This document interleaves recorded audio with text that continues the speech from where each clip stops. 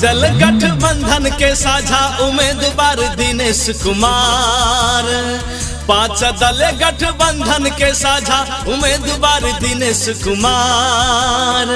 सप्तरी क्षेत्र 3 नंबर में, सप्तरी क्षेत्र 3 नंबर में बनते जनता के सरकार। सप्तरी क्षेत्र 3 नंबर में बनते जनता के सरकार।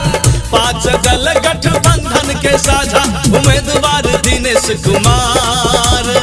सप्तरी क्षेत्र 3 नंबर में, सप्तरी क्षेत्र 3 नंबर में बनते जनता के सरकार। सप्तरी क्षेत्र 3 नंबर में बनते जनता के सरकार।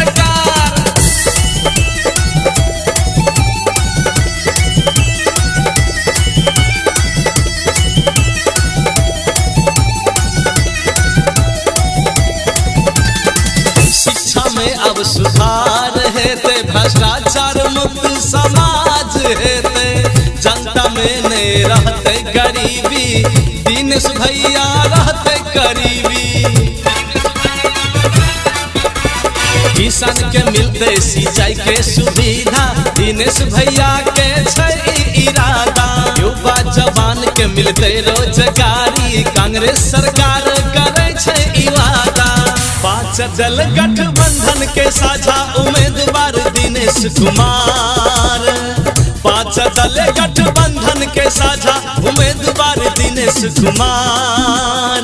सप्तरी क्षेत्र 3 नंबर में, सप्तरी क्षेत्र 3 नंबर में बनते जनता के सरकार। सप्तरी क्षेत्र 3 नंबर में बनते जनता के सरकार।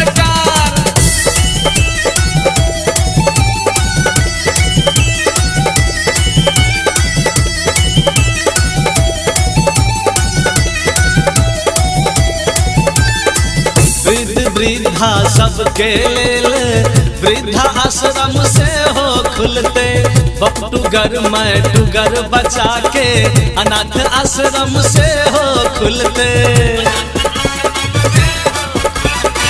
जे कहियो नहीं फैलियो भैया से सब कांग्रेस सरकार करते। सब जनता के दिनेश भैया बेर मन खुश करते। 5 दल गठबंधन के साझा उम्मीदवार दिनेश कुमार। 5 दल गठबंधन के साझा उम्मीदवार दिनेश कुमार।